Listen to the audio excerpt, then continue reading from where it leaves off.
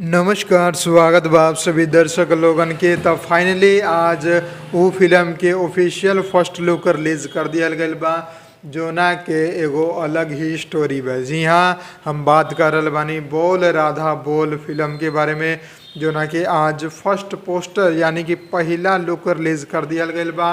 आप लोग सामने स्क्रीन पर देख ही सकतानी।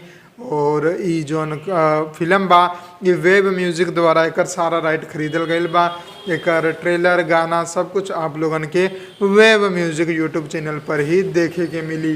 बाकी पोस्टर आप लोग देख सकतानी सामने स्क्रीन पर। बहुत ही प्यारा लाइन लिखल बा, एक नास्तिक की आस्तिक प्रेम कहानी। जोना के निर्माता बाड़े विजय कुमार यादव जी और निर्देशक बाड़े पराग पाटिल जी।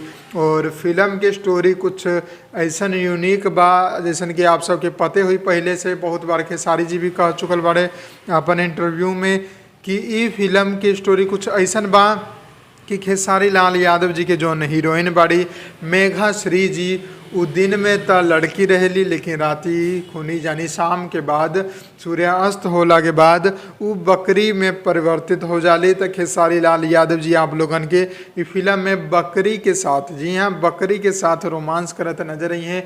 बहुत सारा पिक्स भी वायरल भई रहे इस फिल्म के। बकरी के साथ खेसारी लाल यादव जी रहे और बहुत ही सुंदर सुंदर गाना के शूटिंग कृष्ण के रूप में, राधा के रूप में बहुत ही अच्छा गाना सबके शूटिंग भई रहे। तो फर्स्ट लुक आ चुकल बा, उम्मीद बा बहुत जल्द एक ऑफिशियल ट्रेलर भी आई और जैसे ही आई ओकरा पर भी देख के ओकर रिव्यू डालल जाई और आप लोगन के राय लिया जाए कि आप लोगन के कैसा लागल ट्रेलर। फिलहाल फर्स्ट लुक बताई कमेंट करके आप लोगन के कैसा लागल।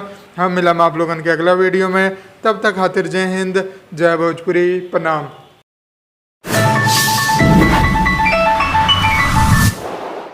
लाल बटन के दबा के अपने के चैनल के सब्सक्राइब कर ली और सभी खबर सबसे पहले देखे खातिर एक घंटे के बटन के भी दबा दी ताकि जितना भी खबर डालम आप सबसे पहले फ्री में देख लें।